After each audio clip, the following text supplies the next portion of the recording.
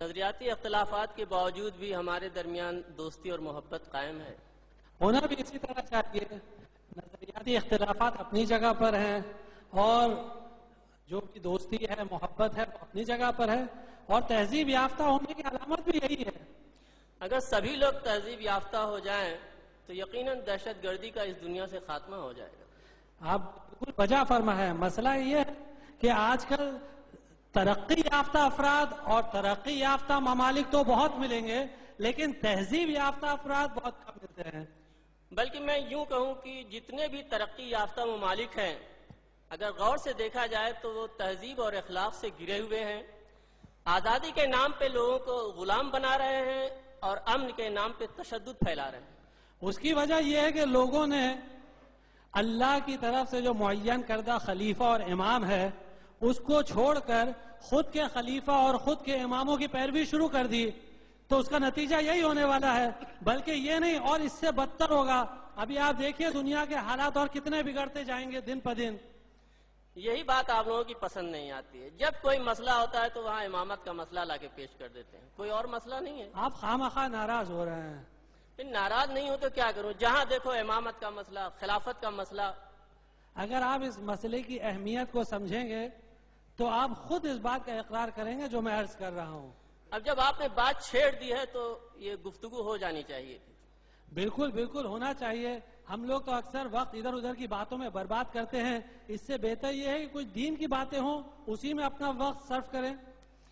آج کل کا تو آپ جانتے ہیں کہ مزاج ایسا ہے کہ غیبت کرنا، تہمت لگانا، بیکار کی باتوں میں دل زیادہ لگتا ہے۔ جب دین کی بات کا مسئلہ آتا ہے تو دل گھبرانے لگتا ہے۔ حدیثوں میں بھی یہی ملتا ہے کہ مسلمان یا مومن مسجد میں اس طرح ہے جیسے مچھلی میں پانی، لیکن اب ہم لوگ دیکھ رہے ہیں کہ دنیا کا نظام اس طرح ہو گیا ہے کہ نہ کہیں کوئی دین ہے نہ کوئی دیدار۔ اب یہی حالات ہے۔ بہرحال آپ بحث امامت اور خلافت کی کچھ کر رہے تھے۔ جی ہاں، یہ دریافت کرنا چاہتا تھا کہ آپ شیعہ حضرات امامت اور خلافت کو اتنی اہمیت کیوں دیتے ہیں؟ کیا توحید اور نبوت کا مسئلہ نہیں ہے؟ دیکھیے، ہم لوگ امامت اور خلافت کو اتنی اہمیت نہیں دیتے ہیں۔ یہ تو اللہ کی کتاب ہے قرآن، جس نے امامت اور خلافت کی اتنی تاکید کی ہے۔ اس حد تک تاکید کی ہے کہ امامت اور خلافت کو حق اور باطل کے درمیان پہچان قرار دیا ہے کہ اگر حق اور باطل کی تمیز کرنا ہے تو آپ دیکھیے کہ کون امامت کا قائل ہے اور کون نہیں ہے۔ آپ کا مقصد کہ یہ مسئلہ اتنا اہم ہے کہ حق اور باطل کی پہچان بن گیا ہے؟ جی ہاں بالکل، قرآن نے اس کا اقرار کیا، قرآن نے اس کا اعلان کیا ہے۔ تو کیا آپ اس کی وضاحت کر سکتے ہیں؟ کیونکہ اشاروں میں باتیں واضح نہیں ہوتی ہیں۔ جو لطف اشاروں میں ہے وہ وضاحت میں نہیں ہے، لیکن اب کیونکہ آپ اصرار کر رہے ہیں تو آپ سن لیجئے کہ قرآن میں باقاعدہ بالکل صریح الفاظ میں امامت اور خلافت کی اہمیت بیان کی گئی ہے۔ جیسا کہ آپ جانتے ہیں کہ شیطان توحید کا باقاعدہ قائل تھا۔ شیطان توحید سے تو انکار نہیں کرتا تھا، اور اس حد تک قائل تھا کہ اللہ کی اتنی عبادت کرتا تھا، اتنی عبادت کرتا تھا کہ فرشتوں کا، ملائکہ کا استاد بن گیا۔ لیکن جب اللہ تعالیٰ نے یہ اعلان کیا کہ انی جاعل فی الارض خلیفہ، میں خلیفہ زمین پر ایک خلیفہ معین کرنے جا رہا ہوں، تو ملائکہ نے ابتداءً اعتراض تو کیا۔ ملائکہ نے پہلے کہا اتجعل فیہا من یفسد فیہا ویسفک الدماء، کیا تو ایک ایسے مخلوق کو خلیفہ مقرر کرے گا جو فساد زمین میں پھیلائے اور خوریزی کرے؟ اعتراض کیا، لیکن آواز حق نے انہیں خاموش کر دیا، یہ کہہ کر کہ انی عالم ما لا تعلمون، جو میں جانتا ہوں وہ تم نہیں جانتے ہو۔ تو جب آواز حق نے یہ اعلان کیا تو ملائکہ خاموش ہو گئے اور سب نے سر تسلیم خم کیا سوائے ابلیس کے۔ ابلیس اڑا رہا اور اس نے انکار کیا۔ یہ واقعہ تو قرآن میں جگہ جگہ ہے، لیکن اس سے اہمیت کہاں ثابت ہوتی ہے؟ اس سے اور کس طرح اہمیت ثابت ہوگی؟ آپ جانتے ہیں کہ شیطان کو بارگاہ الہی سے کیوں نکالا گیا؟ شیطان کیوں بنا؟ شیطان کیا اس لیے شیطان بنا کہ توحید کا اقرار کرتا تھا؟ نہیں، شیطان اس لیے بنا کیونکہ اس نے حضرت آدم علیہ السلام جو خلیفہ خدا تھے، قرآن کے الفاظ میں خلیفہ خدا تھے، ان کا سجدہ کرنے سے انکار کیا، اس لیے وہ شیطان ملعون بنا۔ اب آپ یہ سمجھ جائیے کہ جو امام وقت کے سامنے سر تسلیم خم نہ کرے وہ شیطان کی صف میں اس کا شمار ہوگا، اور جو امام وقت کے سامنے سر تسلیم خم کرے گا تو وہ ملائکہ کی صف میں چلا جائے گا۔ آپ نے بجا فرمایا شیطان جو ہے جناب آدم کی خلافت کا انکار کرنے کی وجہ سے نکالا گیا، یہ سب جانتے ہیں، لیکن ایک بات آپ یہ بتائیے کہ آپ کے کہنے کے مطابق اگر کسی کو لوگ خلیفہ تسلیم کرتے ہیں، ایسے شخص کو اگر کوئی شخص تسلیم نہ کرے تو اس کا حشر کیا ہوگا؟ اور پھر ایک بات اور پوچھنا چاہوں گا کہ آپ حضرات بھی تو بہت سے محترم افراد کی خلافت کے قائل نہیں ہیں، تو آپ کا حشر کیا ہوگا؟ دیکھیے، ہم ان افراد کی خلافت اور امامت کو قبول کرنے کے لیے تیار ہیں کہ جو ان شرائط کے ساتھ معین کیے گئے ہیں کہ جن شرائط کے ساتھ حضرت آدم علیہ السلام کو خلیفہ بنایا گیا تھا۔ اگر ان شرائط کے ساتھ آپ کے کسی خلیفہ کو خلیفہ بنایا گیا ہے تو سر آنکھوں پر ہم قبول کرنے کے لیے تیار ہیں، کوئی مسئلہ نہیں ہے۔ آپ کی یہ باتیں اچھی تو لگتی ہیں لیکن دل قبول نہیں کرتا دراصل۔ آپ لوگ کے ساتھ مسئلہ یہی ہے کہ عقل قبول کرتی ہے لیکن دل قبول نہیں کرتا۔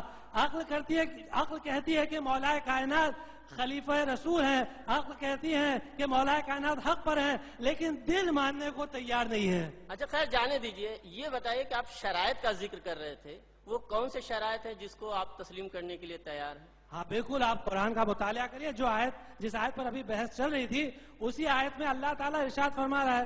آپ دیکھیے آیت پر غور کریے کہ اللہ تعالیٰ کہتے ہیں وَإِذْ قَالَ رَبُّكَ لِلْمَلَائِكَةِ إِنِّي جَاعِلٌ فِي الْأَرْضِ خَلِيفَةً، اور جب تمہارے پروردگار نے یہ کہا ملائکہ سے، فرشتوں سے، اے پیغمبر اس زمانے کو یاد کریے جب تمہارے پروردگار نے فرشتوں سے یہ کہا کہ میں زمین پر ایک خلیفہ معین کرنے جا رہا ہوں، تو آیت یہ واضح طور پر بتا رہی ہے کہ جس وقت اللہ نے حضرت آدم علیہ السلام کو خلیفہ بنایا اس وقت اللہ نے فرشتوں کو اس خلافت کا گواہ قرار دیا، فرشتوں کی گواہی لی۔ اگر آپ کا کوئی ایسا خلیفہ ہے کہ جس کی خلافت پر فرشتے گواہ ہیں تو ہم اس کی خلافت کو قبول کرنے کے لیے تیار ہیں۔ آپ کیسی باتیں کر رہے ہیں؟ فرشتوں کی گواہی؟ ارے آج کے دور میں تو 4 انسانوں کی گواہی ملنا مشکل ہے، چاہے کہ فرشتوں کی گواہی۔ اور صحیح بات ہے، سقیفہ میں تو فرشتے کہاں تھے، دور دور تک نہیں تھے۔ اچھا یہ بتائیے، بہت مشکل تھی۔ آپ نے شرائط کی بات کہی تھی تو اس میں صرف آپ نے ایک شرط بیان کی ہے، ایک دوسری شرط اور بیان کیجئے اس سلسلے میں۔ اب آپ اگر ذرا صبر سے کام لیں، آپ بات کاٹ دیتے ہیں اس کے بعد کہتا ہے کہ آپ نے بات مکمل نہیں کی، تو آپ ذرا غور سے سماعت فرمائیں، تھوڑا صبر سے کام لیں۔ دوسری شرط ہے وہ یہ کہ دیکھیں اسی آیت میں اللہ تعالیٰ فرما رہا ہے انی جاعلن فی الارض خلیفہ، جاعلن۔ اب آیت کا تیور دیکھیے، آیت کا تیور انی جاعلن۔ اسی طرح کی دوسری آیت بھی آپ کو قرآن میں ملے گی، انی خالق بشرا من طین۔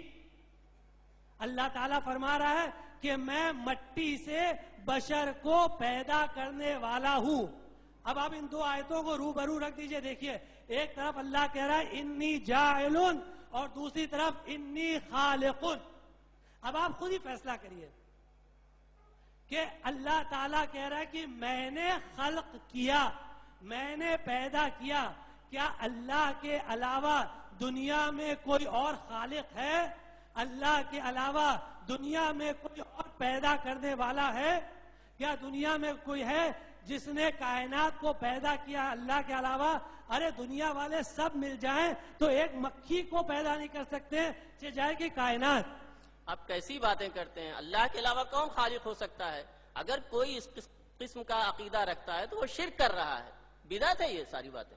بس بالکل اسی طرح جس طرح صرف خلق کرنے کا اختیار، پیدا کرنے کا اختیار اللہ کے ہاتھ میں ہے.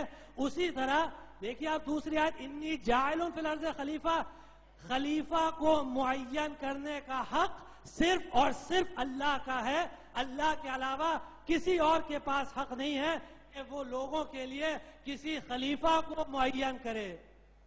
دیکھیے آپ کی دلیل جو ہے وہ کنونسنگ نہیں ہے، اسے دل قبول نہیں کرتا ہے. اگر کچھ وضاحت کر سکتے ہیں تو بات ٹھیک ہے. اصل میں ہم بہت احتیاط سے کام لے رہے تھے کہ یہاں پہ کوئی بات بری نہ لگ جائے، بڑے احتیاط سے. لیکن اب کیونکہ آپ اصرار کر رہے ہیں تو آپ سن لیجئے. قرآن کریم میں سورہ قصص کی آیت ہے، وَرَبُّكَ يَخْلُقُ مَا يَشَاءُ وَيَخْتَارُ وَمَا كَانَ لَهُمُ الْخِيَرَةُ سُبْحَانَ اللَّهِ وَتَعَالَى عَمَّا يُشْرِكُونَ. اور اے پیغمبر، تمہارا پروردگار وہ ہے جو پیدا کرتا ہے اور وہ انتخاب کرتا ہے، معین کرتا ہے، اور لوگوں کے پاس کوئی حق نہیں ہے اختیار کا. لوگوں کے پاس کوئی حق نہیں ہے. اور تمہارا پروردگار یعنی اللہ تعالی پاک و منزہ ہے، بالا و برتر ہے ان کے شرک سے. ان کے شرک سے اللہ بالا و برتر ہے. یعنی اگر کسی نے اللہ کے اس انتخاب کے حق کو خود اپنے ہاتھوں میں لے لیا، گویا کہ اس نے شرک کیا ہے، وہ مشرک ہے. اور دوسری آیت میں جو سورہ احزاب کی آیت ہے اس میں اللہ تعالیٰ فرما رہا ہے، وَمَا كَانَ لِمُؤْمِنٍ وَلَا مُؤْمِنَةٍ إِذَا قَضَى اللَّهُ وَرَسُولُهُ أَمْرًا أَن يَكُونَ لَهُمُ الْخِيَرَةُ مِنْ أَمْرِهِمْ وَمَن يَعْصِ اللَّهَ وَرَسُولَهُ فَقَدْ ضَلَّ ضَلَالًا مُبِينًا.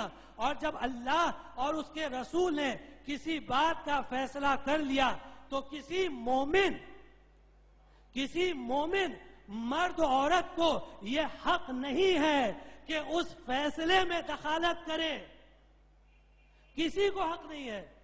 اور جس نے اللہ اور اس کے رسول کی نافرمانی کی، یقیناً وہ ایک کھلی ہوئی گمراہی میں بھٹک رہا ہے.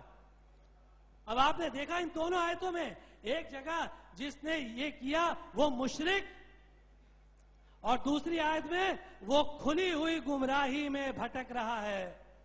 تو اب جس نے بھی خلافت کو اپنے ہاتھوں میں لے لیا تو وہ ان دو صفات کا حامل ہے. اچھا اب تو آپ کنونس ہوئے کہ نہیں؟